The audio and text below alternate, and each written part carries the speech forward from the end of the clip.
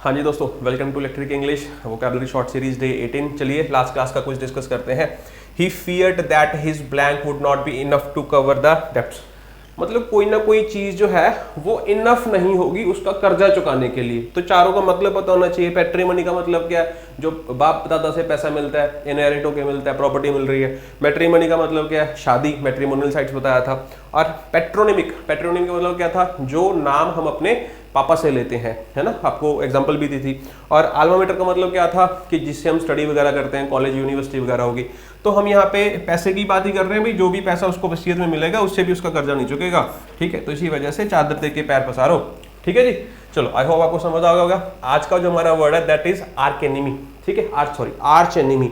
तो इसकी प्रोनाउंसिएशन ना बड़ी कंफ्यूजिंग है। हमें तो एग्जाम्स में भाई सिनोनियम एंटोनियम तक मतलब है, तो प्रोनाउंसिएशन के लिए अभी इसको छोड़ देते हैं। जब हम आइल्स करेंगे तब हम देखेंगे। ठीक है, तो इसको हम बोलते हैं आर्च एनिमी और ये हमारा एक नाउन है। अब ध्यान से देखेंगे, यहाँ पे भी हम जो बात कर रहे थे आर्क की कर रहे थे ना। जैसे हमने बोला था पैट्रियार्क, PATRIARCH।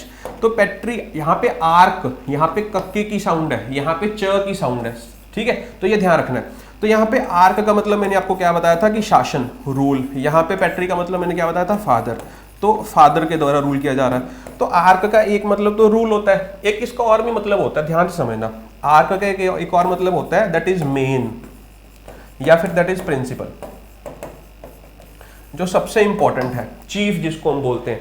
तो आर्क एनिमी में यहाँ पे जो आर्च है, तो इसका मतलब यहाँ पे क्या है? मेन है। एनिमी का मतलब दुश्मन।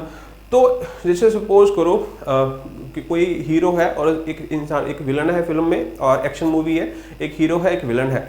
अब जो हीरो है वो एंड में जिसको वो मारता है, हो सकता है कि वो हजारों लोगों को मार रहा हो, लेकिन एंड में वो जिसको वो मार रहा है दैट इज आर्च एनिमी। जो सबसे इंपॉर्टेंट या सबसे मेन एनिमी है स्टोरी का, that is called arch enemy. समझ आ गया? जैसे आपने मार्वल की मूवीज देखी होंगी, है ना। तो आपने एंड गेम देखी, उसमें थेनोस को मारा, तो बाकी हो सकता है उसकी बहुत बड़ी फौज थी, है ना, लेकिन सबसे इंपॉर्टेंट कौन था? थेनोस। उसको मारना था, नहीं तो उसने चुटकी दबा के सबको मार देना था। ठीक है, तो इसी वजह से ध्यान रखना, आर्च एनिमी का मतलब क्या होता है? प्रिंसिपल एनिमी, जो या फिर जो सबसे इंपॉर्टेंट होता है। चीफ एनिमी भी बोलते हैं। चीफ का मतलब भी हाईएस्ट रैंक ही तो होता है ना। तो सेंटेंस पढ़ लेते हैं। They had come to trust us. वो हम पे ट्रस्ट आए थे, ट्रस्ट करके।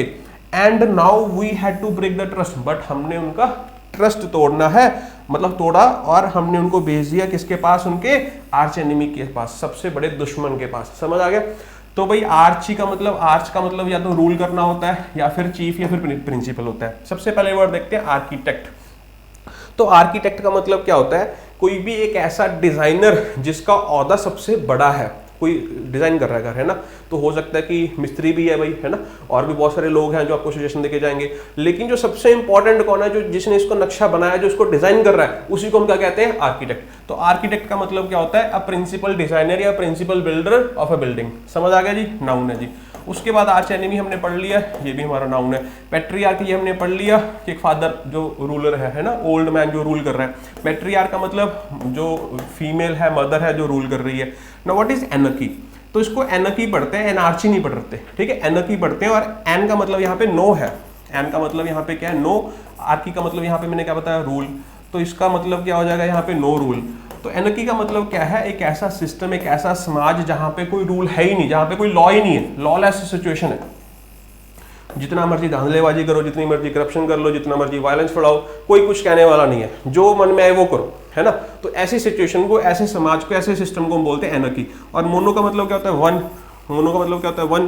तो मोनर्की का मतलब क्या होता है? जहां पे सिर्फ एक पावर ही है जो रूल कर रही है।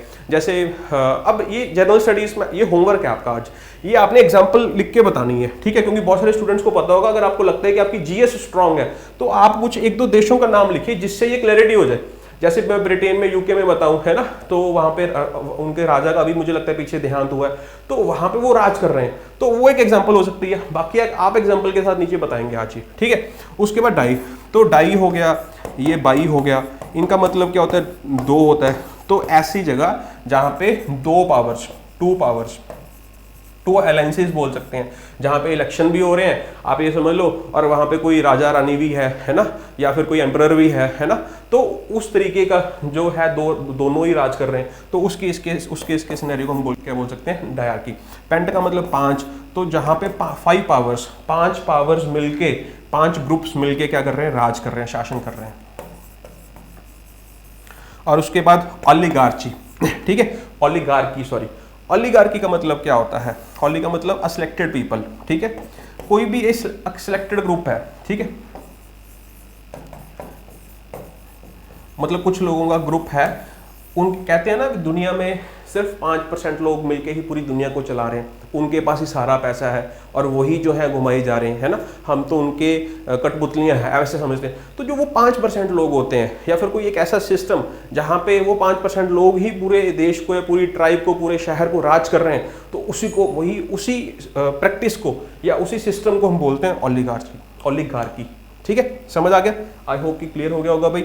जैसे मैं बोलूँ कि माफिया टाइप भी बोल सकते हैं कि वहाँ पे तो भाई माफिया का राज है, वहाँ पे मत जाओ, है ना, या फिर हर शहर में बोलूँ कि यार 5% लोगों के पास ही सारी जमीन का कब्जा है इनके पास, तो मतलब सरफेस लेवल पे मैं बता रहा हूँ, है ना, उस तरीके से हम बोल सकते हैं। No, next is hierarchy.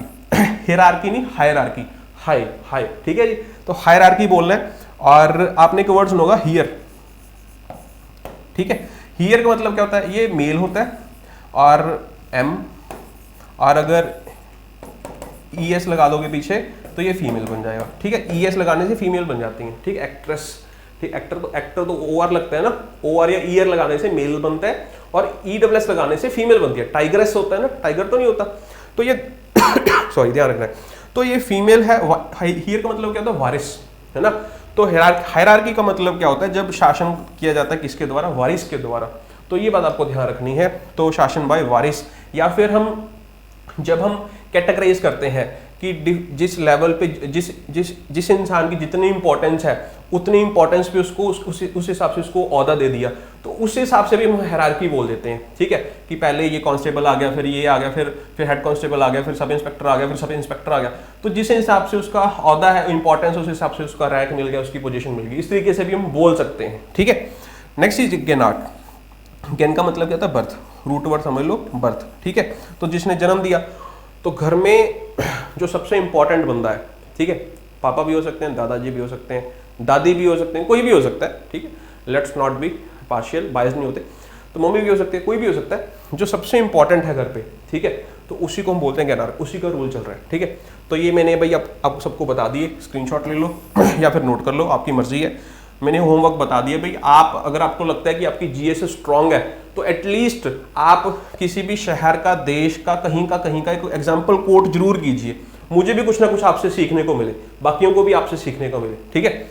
और ये क्वेश्चन है, ध्यान से करना। मिलते हैं नेक्स्ट क्लास में, थैंक यू, बाय।